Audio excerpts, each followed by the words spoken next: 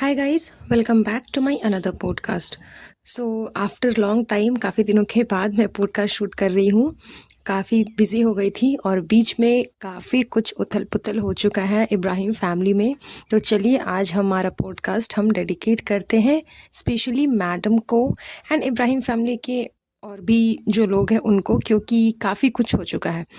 तो फर्स्टली जनाब ने जैसा कि कल अपडेट दिया है कि मैडम की सर्जरी आज होने वाली है।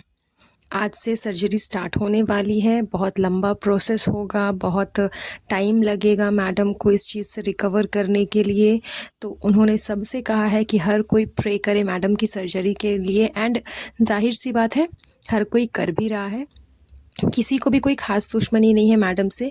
बस उनकी जो हरकतें हैं उस पे लोग उनको टोकते हैं, रोकते हैं, बोलते हैं, लेकिन कोई इतना भी बुरा नहीं चाहेगा मैडम का कि इस टाइप से मैडम को हो। मैंने जैसा कि लास्ट पॉडकास्ट में बताया था, जनाब ने जो अपना व्लॉग डाला था कि मैडम को जो ट्यूमर है वो टेनिस बॉल साइज़ का है। लेकिन उसके बाद जब जनाब का एक और व्लॉग आया जिसमें ये चीज़ कंफर्म हो गई कि वो सिर्फ एक नॉर्मल ट्यूमर नहीं बल्कि कैंसीरियस ट्यूमर है, तो उसके बाद काफ़ी ज़्यादा जो प्रेयर्स है वो मैडम के लिए होने लगे। काफ़ी ज़्यादा लोग डेस्परेट होने लगे। बहुत लोग जो है वो एनएफ को ब्लेम करने लगे, नेहा फैज़ी को ब्लेम करने लगे कि आप उनकी सच्चाई सामने ला रही थी, आप उनकी बातें सबको पब्लिकली बता रही थी, ये चीज़ उनको बहुत हिट कर गई, ये इस वजह से वो स्ट्रेस में चली गई, तब जाकर के उनकी तबीयत ख़राब हो गई। तो ऐसा नहीं होता। किसी के भी कुछ भी बोलने से कुछ नहीं होने वाला, और ज़ाहिर सी बात है कि अगर वो चीज़ सही नहीं है तो फिर आपको इम्पैक्ट करेगी ही नहीं। जैसा कि एनएफ ने मैडम के मासूम रिश्ते के बारे में बताया, एंड मैडम ने बोला कि बहुत ज़्यादा मुझे इम्पैक्ट किया, बहुत ज़्यादा मुझे तकलीफ़ दी इस चीज़ ने। बट क्यों? आई थिंक मैडम को इस चीज़ से डिस्टर्ब नहीं होनी चाहिए थी, क्योंकि ये चीज़ तो रियल नहीं है अकॉर्डिंग टू मैडम। मैडम के हिसाब से ये चीज़ झूठ है, ये फेक है, ये न्यूज़ फेक है, ये रियलिटी नहीं है, इसमें कोई दूर दूर तक सच्चाई नहीं है। तो फिर जिस बात में कोई सच्चाई नहीं है उसको लेकर के इतना स्ट्रेस लेना, वो बात को अपने दिल पे बैठा लेना और इतना बैठा लेना कि उसकी वजह से आपकी तबीयत इतनी ज़्यादा ख़राब हो गई, ऐसी चीज़ें नहीं होती। किसी के भी कुछ भी बोलने से किसी की अगर लाइफ ख़राब हो जाए, तबीयत ख़राब हो जाए, इस स्टेज पे वो इंसान पहुंच जाए, तो फिर तो सबसे ज़्यादा तकलीफ़ इनको ही होगी, इन्फ्लुएंसर्स को ही होगी, क्योंकि ये अपना डेली लाइफ शेयर करते हैं और इनकी हर एक एक्टिविटी पे हर एक इंसान की नज़र होती है। तो हर चीज़ पे वो आपको कमेंट करेंगे, हर चीज़ पे वो आपको बोलेंगे, तो आप हर बात को अगर दिल पे ले लोगे, हर बात के बारे में सोचने लगोगे और अपनी तबीयत ख़राब करोगे, तो इससे नुकसान आपका ही होगा। तो ऐसा तो खैर होता ही नहीं। अगर ऐसा होता तो सबसे पहले पायल को ये चीज़ इम्पैक्ट करती, कृतिका को करती, या फिर अरमान मलिक को करती, क्योंकि उनको तो इतनी हेट मिलती है, इतनी हेट मिलती है जिसकी कोई सीमा ही नहीं है, और वो उस लायक है भी। लेकिन ऐसा तो हो नहीं रहा, वो लोग तो अच्छे खासे मज़े में जी रहे हैं। तो मैडम के साथ जो कुछ भी हुआ है उसके लिए एनएफ को ब्लेम करना बिल्कुल भी करेक्ट नहीं है। ये मैडम की खुद की जो डाइट थी ना उस वजह से हुआ है। पेट में ट्यूमर होना, सॉरी लिवर में ट्यूमर होना, ये किसी के कहने से नहीं हो जाता। ये आपकी बैलेंस डाइट जो आपने फॉलो नहीं की उस वजह से हुआ है। एंड अगर स्ट्रेस से भी हुआ है ना, तो मैडम को सबसे बड़ा स्ट्रेस जनाब की तरफ से ही मिला होगा, क्योंकि बहुत ज़्यादा पॉजिटिव है मैडम जनाब को लेकर के, बहुत ही ज़्यादा। एंड ये चीज़ें इनके व्लॉग में भरपूर उभर उभर के नज़र आती है, छुपाने वाली चीज़ भी नहीं है, एकदम सामने से नज़र आती है कि किस तरह से जनाब मैडम को निगलेक्ट करते जाते हैं। एंड मैडम डोरमैट बनी हुई जनाब की मतलब आगे पीछे आगे पीछे आगे पीछे पुच्छी बन करके घूमते रहती है। चाहे फिर वो कोई शो कर रहे हो, या फिर घर पे निकम्मे बैठे हुए हो, या फिर कहीं पर गए हो, हर चीज़ में मैडम ने जनाब को टोटल पैम्पर किया है। And on the other hand उनको रिस्पॉन्स में कुछ भी नहीं मिला है, कुछ भी नहीं मिला है। तो ये चीज़ मैडम को सबसे ज़्यादा इफ़ेक्ट की है और करती भी है, क्योंकि जनाब का बिहेवियर ही ऐसा है। चाहे कितना भी अच्छा खाना बन जाए, वो ठीक है, अच्छा, बस इतना ही बोल करके निकल जाते हैं। इसके अलावा कोई कॉम्प्लीमेंट नहीं है मैडम के लिए। मैडम ने जनाब के चलते शो छोड़ दिया, मैडम ने जनाब के चलते अपना रिलीजियन बदल दिया, अपना कास्ट बदल दिया, मतलब सब कुछ। जितना सैक्रिफाइस कर सकती थी वो लेडी, उसने सब कुछ किया।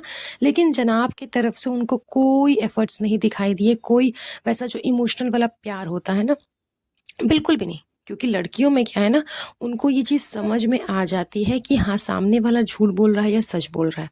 अगर वो बोल रहा है कि मैं तुमसे प्यार करता हूँ और अगर वो नहीं करता तो लड़की को पता चल जाता है कि नहीं करता, वो झूठ बोल रहा है। लेकिन अगर वो बोल रहा है कि मैं नहीं करता हूँ और वो करता है तो लड़की को ये भी पता चल जाता है कि हाँ, वो करता है। तो ये चीज़ें हम लड़कियों में होती है। तो एट लास्ट मैडम के लिए मैं यही कहूँगी कि बहुत ही ज़्यादा डिफ़िकल्ट फेज़ से वो गुज़र रही है, स्पेशली फॉर रूहान, क्योंकि वो छोटा सा बच्चा, उसकी कहीं पे भी कोई भी गलती नहीं है। उसने अभी तक अपनी लाइफ स्टार्ट भी नहीं की है और इस स्टेज पे उसकी मम्मी के साथ इतना बड़ा जो इंसिडेंट हुआ है, तो उसको भी आगे बहुत सफ़र करना पड़ेगा, क्योंकि जैसे जैसे मैडम की सर्जरी आगे बढ़ती जाएगी वो अपने बच्चे से उतना ही दूर रहेंगी, क्योंकि बहुत सारे इन्फेक्शंस फैल सकते हैं।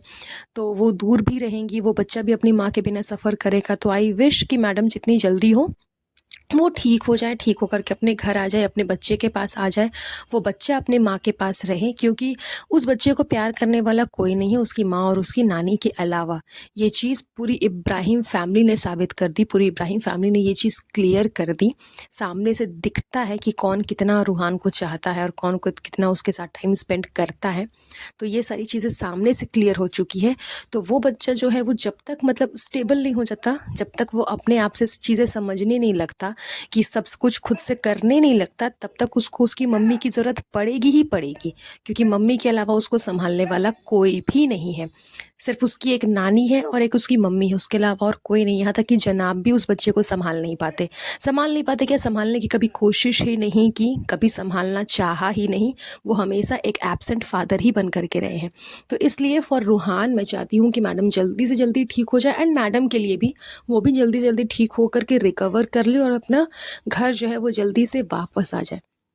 नेक्स्ट टू दी पॉइंट हम बढ़ते हैं चबूतरा के ऊपर, कि उसका तो बेबी बॉय हुआ। इस चीज़ को मैंने पहले भी पॉडकास्ट में बताया था, लेकिन उसका लास्ट जो व्लॉग आया उसमें ये चीज़ देखने को मिली कि वो घर आ गई है अपने बेबी को लेकर के। कोई सेलिब्रेशन नहीं, कोई तामझाम नहीं, कुछ भी डिस्को डांस कुछ भी नहीं हुआ।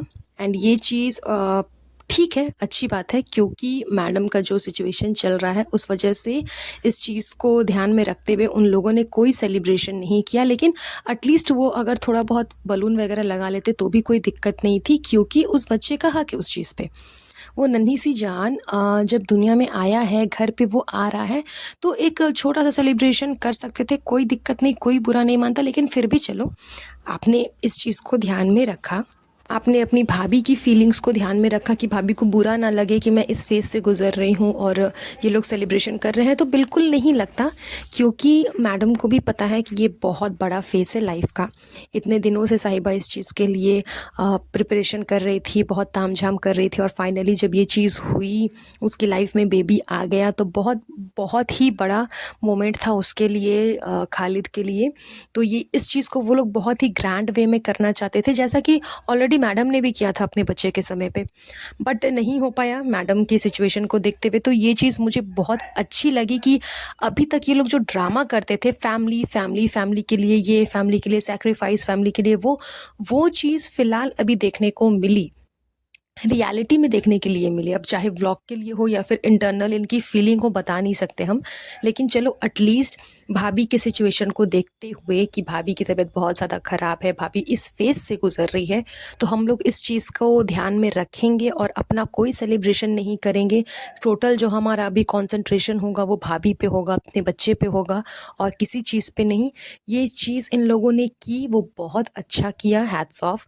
मैं एक्सपेक्ट कर रही थी कि साहिबा इसी टाइप का कुछ करे, क्योंकि जैसा सिचुएशन चल रहा है, मैडम जिस तरह से अभी ज़िंदगी और मौत से लड़ रही है, इस टाइम पे कोई सेलिब्रेशन करना ये कुछ जमता नहीं। और ऐसा नहीं है कि ये लोग सेलिब्रेशन बाद में नहीं कर सकते, जाहिर सी बात है, मैडम सही हो जाएंगी, ठीक हो जाएंगी, फिर पूरी फैमिली मिल करके कर लेना, नो प्रॉब्लम। एंड एक और चीज़ अच्छी लगी कि साहिबा ने अपने व्लॉग्स जो है ना वो कम कर दिए हैं, क्योंकि उसका पूरा कंसंट्रेशन उसके बच्चे पे है।